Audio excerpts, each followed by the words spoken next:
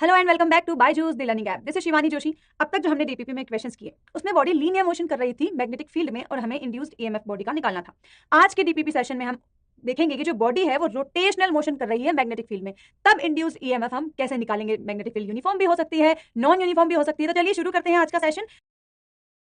हमारे पास एक metal conductor है जिसकी लेंथ 1 मीटर है, जो वर्टिकली रोटेट करती है कुछ इस तरीके से। ये हुआ वर्टिकल प्लेन, ये वाला था हॉरिजॉन्टल प्लेन, यानी कि ये इस तरीके से रोटेट करती है। और मैग्नेटिक फील्ड यहाँ किसकी वजह से है? अर्थ के हॉरिजॉन्टल कंपोनेंट की वजह से यहाँ पर मैग्नेटिक फील्ड हमें गिवन है। ये देखिए कुछ इस तरीके से। अब हमसे पूछा है कि बताइए EMF developed between the two and points of this conductor क्या होगा। अब आप देखो, अगर हम इस रॉड के किसी भी एक पॉइंट पर वेलोसिटी देखें तो किस डायरेक्शन में होगी? लेंथ के परपेंडिकुलर डायरेक्शन में होगी ना। ये अगर ये ओमेगा से रोटेट कर रही है, यानी कि किसी भी एक पॉइंट पर हम वेलोसिटी देखें तो क्या होगी? ओमेगा आर, परपेंडिकुलर मतलब लेंथ के परपेंडिकुलर, यानी कि वेलोसिटी, लेंथ और मैग्नेटिक फील्ड तीनों एक दूसरे के परपेंडिकुलर है। अब आप देखो, इस रॉड का जो एक पॉइंट है ये वाला, वो हिंज्ड भी है, यानी कि हम जो रोटेशनल वाला हमारा जो ईएमएफ का फॉर्मूला है वो यहाँ बिल्कुल अप्लाई कर सकते हैं। क्या था वो formula? I hope you remember. क्या था? चलिए बताइए। B omega L square by 2। ध्यान रखना, ये ईएमएफ पूरी रॉड में है, हिंज पॉइंट से लेकर एंड पॉइंट तक इतना ईएमएफ आएगा इस रॉड में जो ओमेगा से रोटेट कर रही है। अब आप देखो, बी की वैल्यू हमें गिवन है क्या है? 0.2 इंटू 10⁻⁴, ओमेगा 5 रेडियन पर सेकेंड और लेंथ 1 मीटर स्क्वायर। सब एमकेएस यूनिट्स हैं, तो हमें किसी को किसी में कन्वर्ट यूनिट चेंज करने की हमें कोई जरूरत नहीं है। तो ये बिल्कुल सिंपल सा हमारा आंसर आ गया यहाँ से 5 इंटू 10⁻⁵ वोल्ट्स या फिर 50 माइक्रोवोल्ट्स। तो कौन सा ऑप्शन करेक्ट हो गया यहाँ पर? Option C will be the correct option. इसमें हमारे पास एक इनफाइनाइट वायर है जिसमें करंट आई फ्लो कर रही है। एक रॉड है जिसका एक सिरा, एक एंड क्या है? हिंज्ड है, और ये ओमेगा से रोटेट करती है। अब हमसे पूछा है बताइए कि इस रॉड में कितना ईएमएफ इंड्यूस्ड होगा। ठीक है, करते हैं। अब आप ये देखो, अगर मैग्नेटिक फील्ड यूनिफॉर्म होती है और रॉड का एक एंड हिंज होता है तो उस केस में हम ईएमएफ इस रॉड का कैसे लिखते थे? B omega L square by 2। But ये कब था? इसके लिए दो कंडीशन थी। एक तो रॉड का एक एंड हिंज होना चाहिए जो कि यहाँ है, लेकिन दूसरी कंडीशन भी थी कि जो मैग्नेटिक फील्ड है वो पूरे रॉड जो रीजन है उसमें यूनिफॉर्म हो। बट यहाँ क्या मैग्नेटिक फील्ड यूनिफॉर्म है क्या?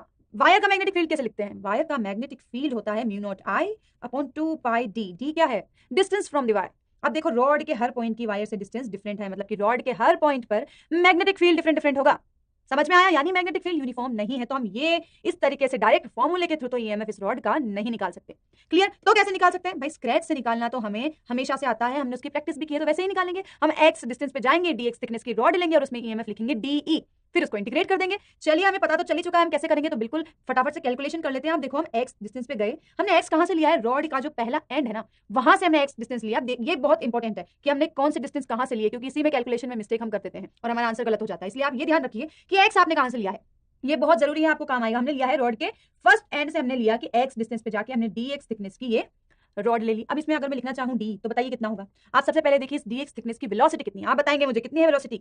अगर ये रोटेट कर रही है, अगर मैं वेलोसिटी लिखूं तो क्या वो टेंजेंशियल इस तरफ इस तरीके से आएगी, परपेंडिकुलर यहां से, और कितनी होगी? v equals to omega R. R क्या था? रेडियस। अब वो कहां से होगी बताओ? इस वायर से होगी क्या? जो हिंज्ड वाला पॉइंट है उससे कितनी रेडियस है? हिंज्ड वाले पॉइंट के अबाउट ही तो ये रोटेट कर रही है ना, तो मतलब रेडियस ये जो है ओमेगा आर, आर जो डिस्टेंस है वो क्या, ये वाली डिस्टेंस होगी ना, एक्स। हमने भी वहीं से मानी है एक्स, मतलब यहां अगर वेलोसिटी में लिखूं तो ये हो जाएगी ओमेगा एक्स। क्लियर हुआ? अब आप देखो, वेलोसिटी, लेंथ और मैग्नेटिक फील्ड, वायर की वजह से मैग्नेटिक फील्ड क्या होगी? अंदर होगी, डिफरेंट डिफरेंट होगी हर पॉइंट पे, लेकिन होगी तो अंदर ही ना। तो आप देखो, वायर की वजह से मैग्नेटिक फील्ड अंदर, यानी बी वी एल तीनों क्या है? परपेंडिकुलर है, मतलब बी क्या जाएगा हमारा? Simply B V L. अब बी कितना है जी? बी है एक्स डिस्टेंस पे। अब आप देखो बी कितना है इस डी एक्स के लिए। अब आप देखो, mu naught I upon 2 pi x. X नहीं होगा, एक्स तो भाई वायर के पहले एंड से है ना distance. Mu naught I upon 2 pi D, ये होता था मैग्नेटिक फील्ड वायर की वजह से। डी क्या था? डी हमारा था इस वायर से कितनी डिस्टेंस है, वायर से कितनी डिस्टेंस है डी एक्स वाले एलिमेंट की? एक्स प्लस ए, ये वाला ये हमारा डी था जी। एक्स प्लस ए, वायर से कितनी डिस्टेंस, और ये वायर की वजह से मैग्नेटिक फील्ड है, यानी ये हमारा होगा एक्स प्लस ए।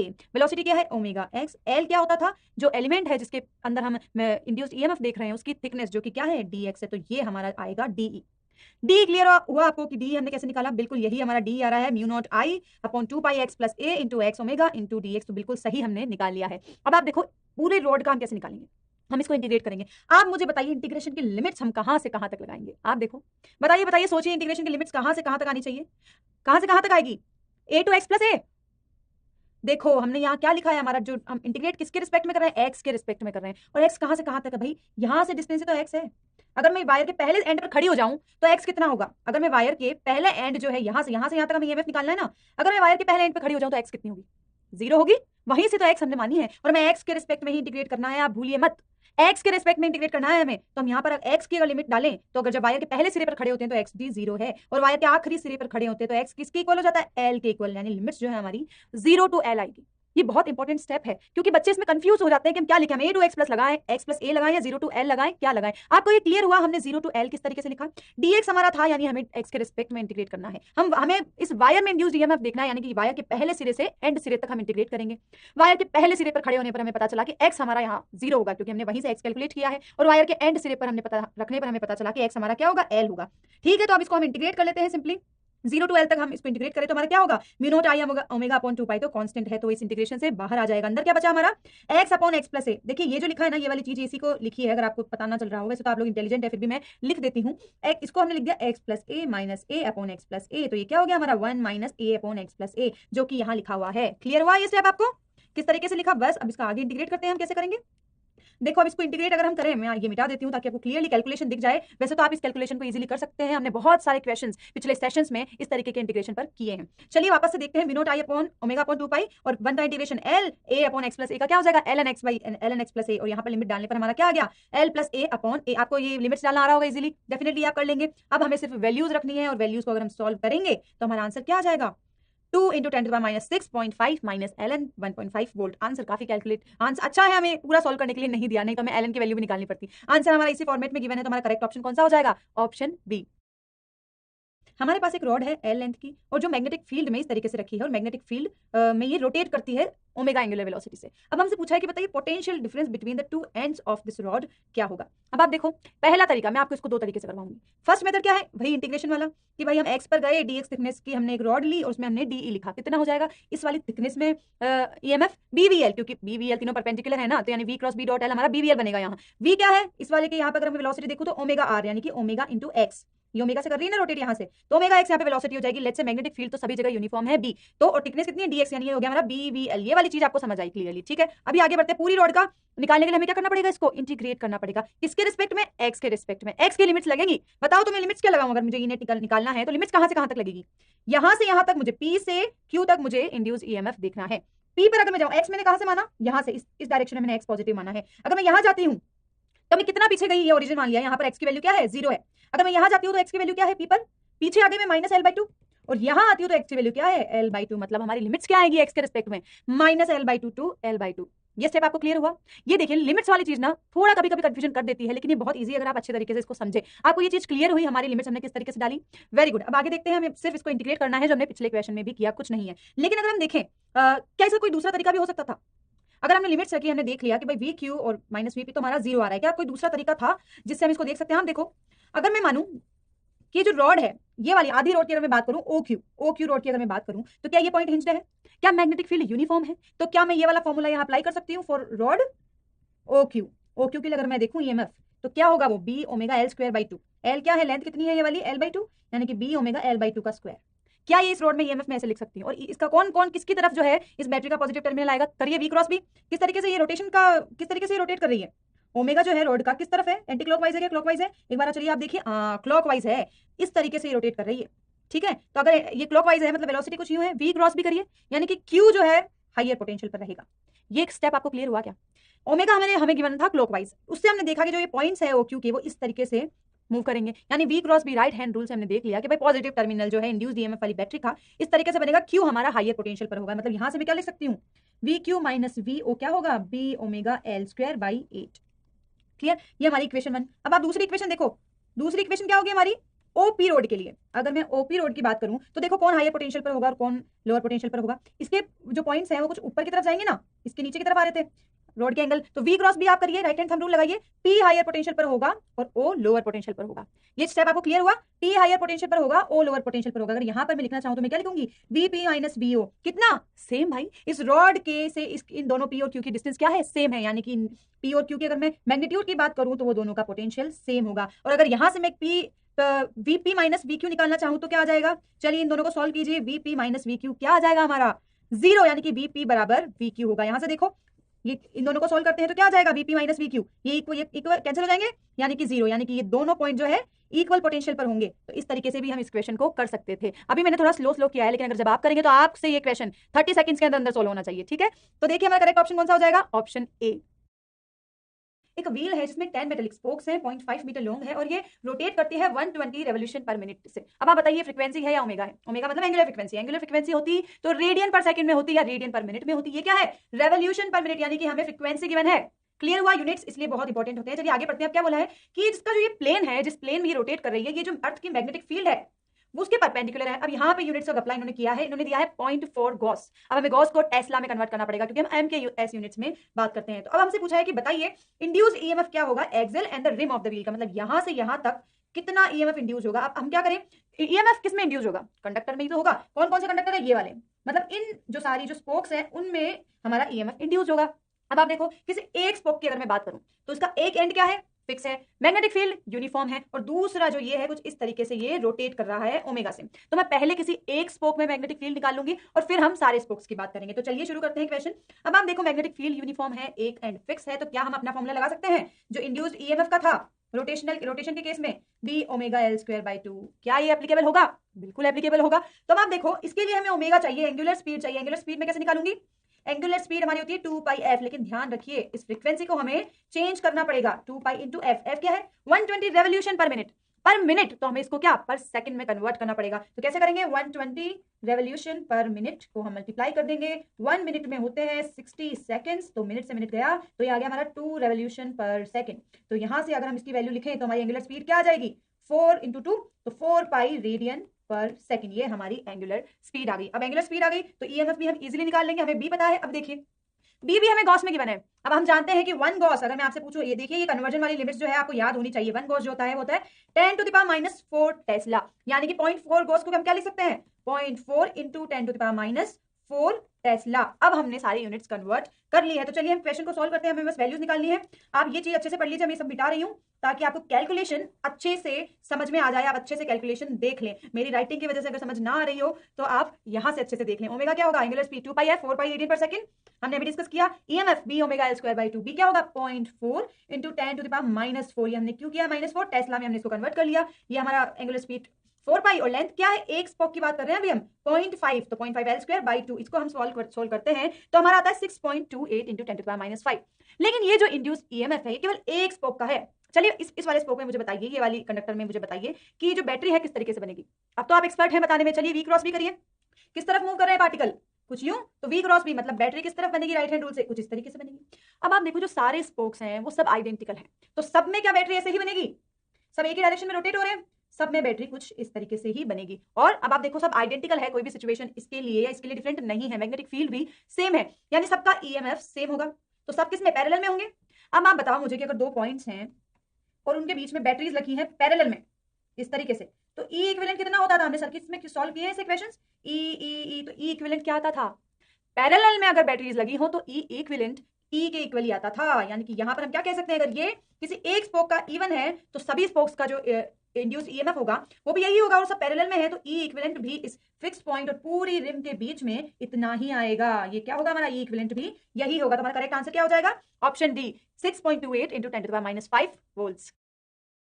इसमें हमारे पास एक रॉड है जो ए बी सी, उस रॉड में कुछ 3 पॉइंट्स इस तरीके से हैं कि जो ए है वो इनिशियल पॉइंट्स है, फिक्स्ड है, और बी और सी मूविंग है जो रोटेशन कर रहे हैं ओमेगा स्पीड से इस यूनिफॉर्म मैग्नेटिक फील्ड में, कुछ इस तरीके से। अब हमसे पूछा है कि बताओ, हमें गिवन है कि जो पॉइंट्स ए एंड सी है उनके बीच का पोटेंशियल 25 है। हमें बताना है कि बताओ जो बी और सी है इनके बीच में कितना पोटेंशियल डिफरेंस होगा। तो चलिए देखते हैं। अब आप देखो जो ए और सी है इनके बीच का हमें पता है, हमें बी और सी के बीच का पता है, निकालना है। लेकिन बी जो है ये भी रोटेट कर रहा है, और जो सी है वो भी क्या रोटेट कर रहा है, फिक्स्ड नहीं है इनमें से कोई। मतलब जो हमारा फॉर्मूला था ईएमएफ का B omega L square by 2, ये तो भाई तभी वैलिड था जब एक कोई भी एंड फिक्स्ड हो।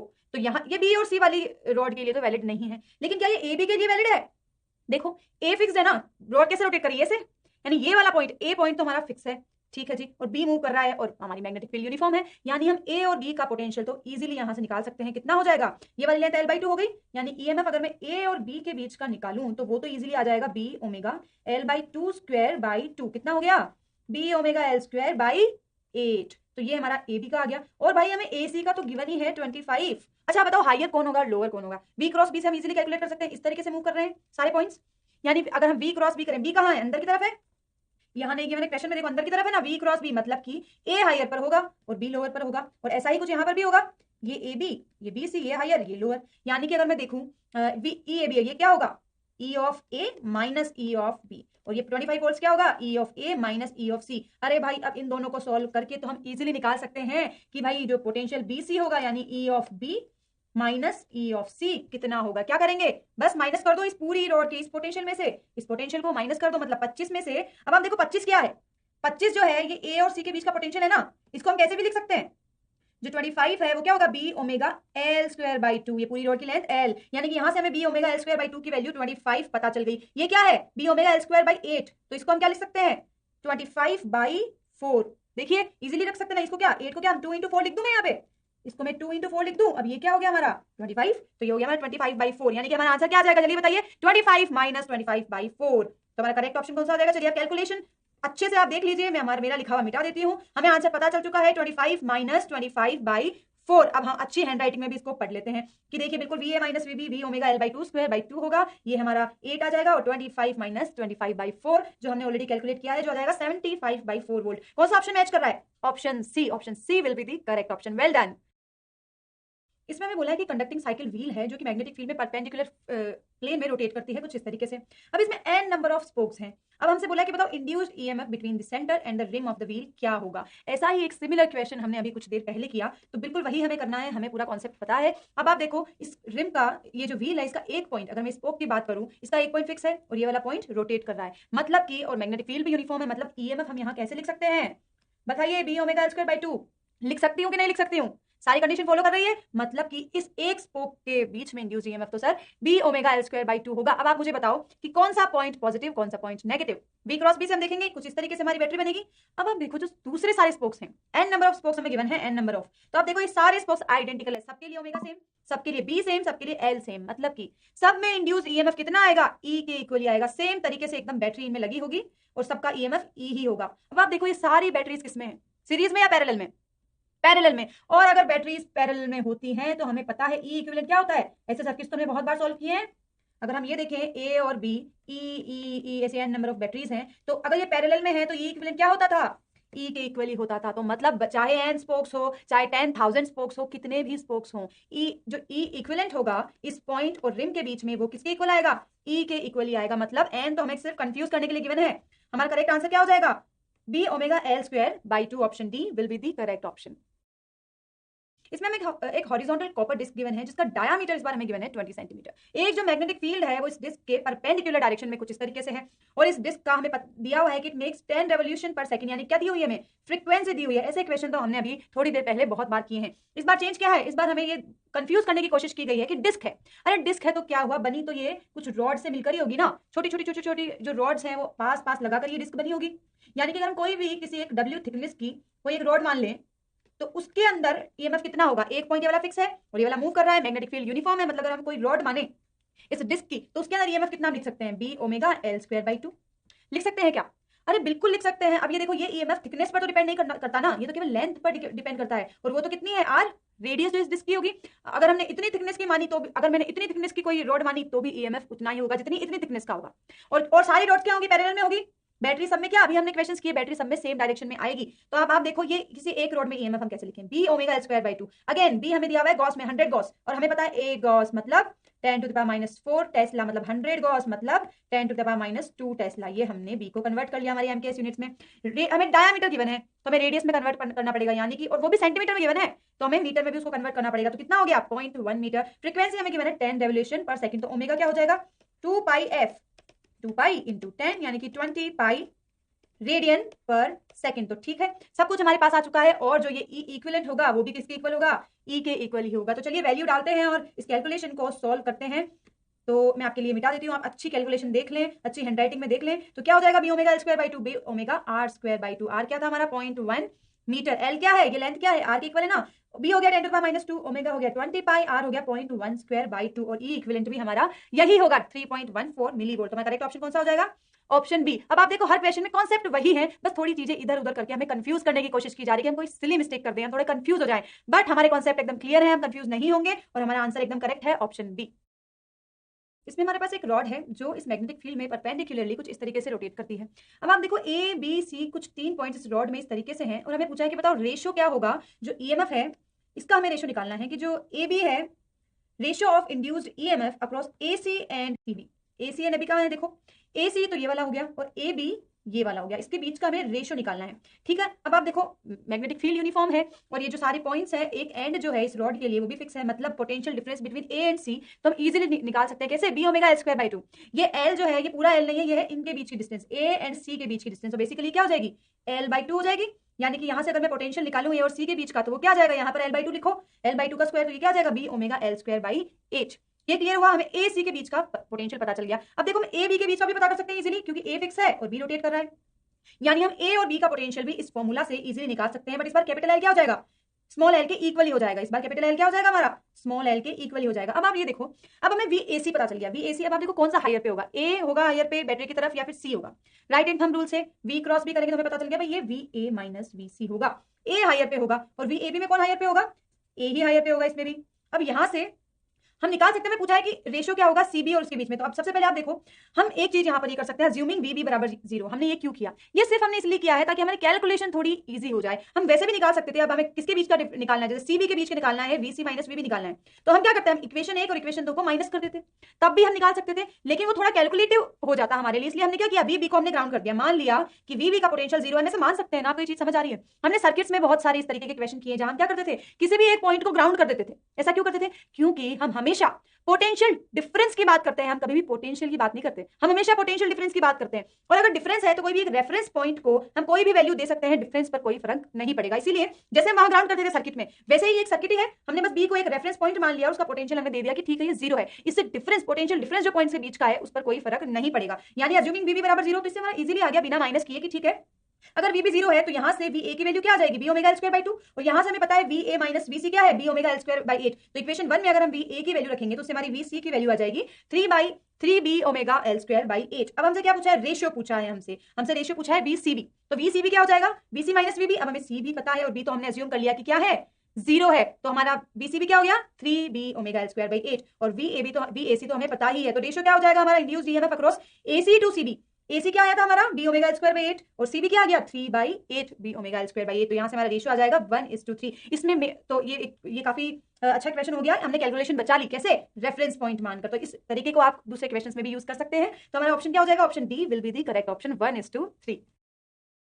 इसमें हमारे पास एक रॉड है जो पी के अबाउट कुछ इस तरीके से रोटेट करती है। हमें बोला है कि पी एंड क्यू का बीच का जो पोटेंशियल है वो तो 100 है, लेकिन आप बताओ एम और क्यू के बीच का पोटेंशियल क्या होगा। अब आप देखो पी और क्यू के बीच का पोटेंशियल, यानी कि हम कैसे लिख सकते हैं, क्योंकि मैग्नेटिक फील्ड क्या है, यूनिफॉर्म है, और जो पी पॉइंट है हमारा ये क्या है, फिक्स पॉइंट है। यानी कि अगर मैं यहां से देखूं E P minus E Q, तो मैं क्या लिख सकती हूँ हमारे फॉर्मूला से, B omega L square by 2। L क्या होगा, पी क्यू के बीच की डिस्टेंस, जो कि क्या है इस बार 2L है। कोई सिली मिस्टेक नहीं करनी है हमको, इस बार पी और क्यू के बीच की डिस्टेंस क्या है, 2L है, तो B omega L square by 2, यानी कि ये यहां अगर मैं सॉल्व करूं तो ये क्या हो जाएगा, मेरा 100 गिवन है, ये हो जाएगा मेरा 2b ओमेगा एल स्क्वायर, यानी कि b ओमेगा एल स्क्वायर की वैल्यू मेरे पास आ गई 50 वोल्ट्स। अब आप देखो मुझसे पूछा है एम और क्यू के बीच का पोटेंशियल कितना होगा, तो आप बताओ मुझे क्या ये फॉर्मूला मैं एम और क्यू के बीच में लगा सकती हूँ, नहीं लगा सकती, क्योंकि एक पॉइंट तो चीज फिक्स होना चाहिए। तो अब देखो इसके बीच में नहीं लगा सकती, तो क्या हुआ, मैं पी और एम के बीच का पोटेंशियल तो निकाल सकती हूँ, क्योंकि पी फिक्स है, एम रोटेट कर रहा है, मैग्नेटिक फील्ड यूनिफॉर्म है, यानी कि मैं यहां से ये निकाल सकती हूँ कि भाई E P minus E M क्या होगा, डी ओमेगा उनके बीच की डिस्टेंस का स्क्वायर बाई 2। कितनी है उनके बीच की डिस्टेंस, एल, ये वाली डिस्टेंस एल, क्योंकि एम क्या है, मिड पॉइंट है। तो यहां से आप देखो बी ओमेगा एल स्क्वायर में पता है 50, यानी कि क्या हो जाएगा 50/2, यानी कि 25 वोल्ट्स। अब आप देखो पी और क्यू के बीच का पोटेंशियल मुझे पता है 100, ठीक है, और पी और एम के बीच का आ गया मेरा 25, ये आ गया 25, ये हो गया 100। और पोलैरिटी आप देखो क्या होगी, हमेशा जो ये वाला पॉइंट आगे वाला वी क्रॉस बी से हमने देख लिया कि भाई बैटरीज जो है इसी तरीके से कनेक्टेड होगी, सारी बैटरीज सीरीज में होंगी। इसका मतलब ये 100 है, ये 25 है, तो ये वाली हमारी बैटरी कितनी हो जाएगी,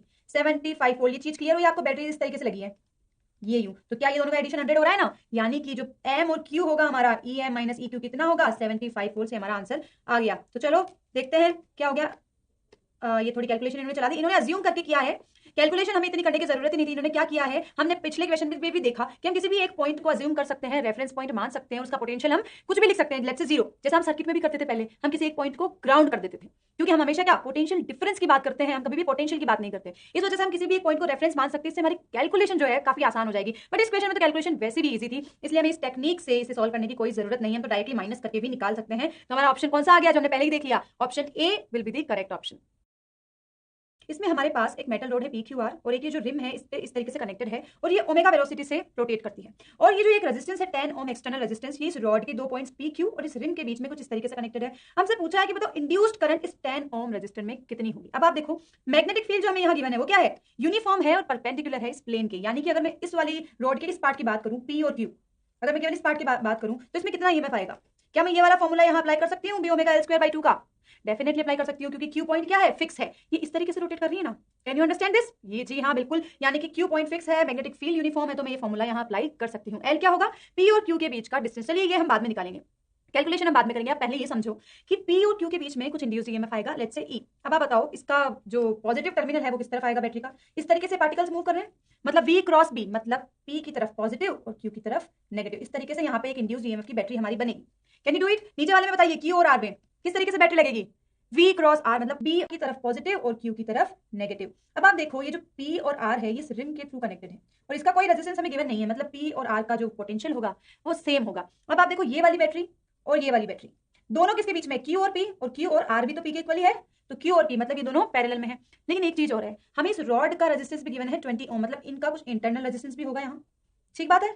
यानी कि अगर मैं इसको सर्किट में बदलना चाहूँ तो एक चीज तो मुझे भाई क्लियर हो गई कि ये जो है ये दोनों बैटरीज हैं वो होगी पैरेलल में, कुछ इस तरीके से पहली बैटरी, ये होगी दूसरी बैटरी, और जो नेगेटिव टर्मिनल है वो कौन सा है हमारा Q, और जो पॉजिटिव टर्मिनल है वो है हमारा R, जो R या फिर P लिख सकते हैं, R भी लिख सकते हैं, दोनों का पोटेंशियल क्या है, सेम है। अब आप ये चीज देखो, अब ये 10 ओम कहाँ लगेगा, ये P और Q के बीच में है, P और Q के बीच में, और अगर मैं देखूं P और Q के बीच में रिम से होते हुए कनेक्टेड है, मतलब कुछ यहाँ मैं इसको लिख सकती हूँ, ये 10 ओम रेजिस्टर बाहर की तरफ यहाँ लगा होगा। और अगर आप देखो 20 ओम रेजिस्टेंस पूरे रोड का रेजिस्टेंस है, और पूरी रोड क्या है, आइडेंटिकल है, मतलब जो ये PQ वाला पार्ट होगा इसका इंटरनल रेजिस्टेंस भी 10 होगा और ये भी 10 ओम होगा।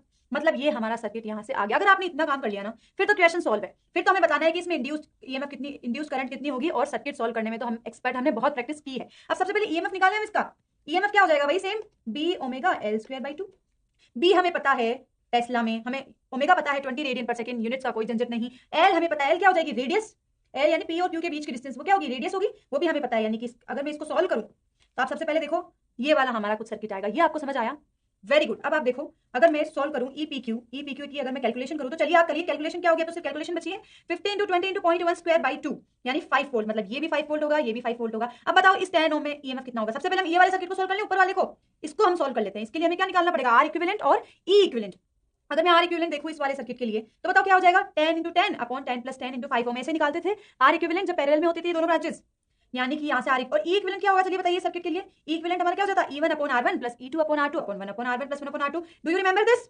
जी हाँ, वी रिमेंबर दिस। तो यानी कि यहाँ से हम E इक्विवेलेंट भी सर्किट के लिए निकाल लेंगे। तो हम यहाँ से देखिए कि ये जो दोनों बैटरी और दोनों रेजिस्टेंस है, इस वाले सर्किट के लिए हमारा जो कुछ इस तरीके से आ जाएगा E इक्विवेलेंट और ये R इक्विवेलेंट, और ये 10 ओम यहाँ कनेक्टेड, 10 ओम, R इक्विवेलेंट कितना आया 5 ओम, E इक्विवेलेंट कितना आया हमारा, इक्विवेलेंट आया है हमारा, यहाँ से अगर हम सॉल्व करें तो करंट आ जाएगी हमारी, E इक्विवेलेंट हमारा 5 आया ना, 5 वोल्ट। तो अगर हम यहाँ से देखें तो ये इसमें कितनी करंट फ्लो करेगी, आई क्या आ जाएगा, E equivalent upon capital R plus R equivalent, सही है। यानी कि 5 अपॉन 10 + 5 अगर हम करते हैं तो हमारा इजीली आ जाएगा 1/3 एम्पियर। देखिए कि ये कैलकुलेशन तो हमने बहुत बार की है, इसकी हमने बहुत प्रैक्टिस भी की है। सर्किट सॉल्व करना ये इस चैप्टर का क्वेश्चन ही नहीं है, ये इस चैप्टर का क्वेश्चन यहीं तक था कि आप ये सर्किट बना पा रहे हैं कि नहीं बना रहे, आप ये ईएमएफ निकाल पा रहे हैं, आप देख पा रहे हैं कि दोनों पैरेलल में है या नहीं है। अगर आपने इतना कर लिया तो आप इसको इजीली क्वेश्चन को सॉल्व कर लेंगे और हमारा करेक्ट ऑप्शन क्या आ जाएगा, ऑप्शन सी। Well done.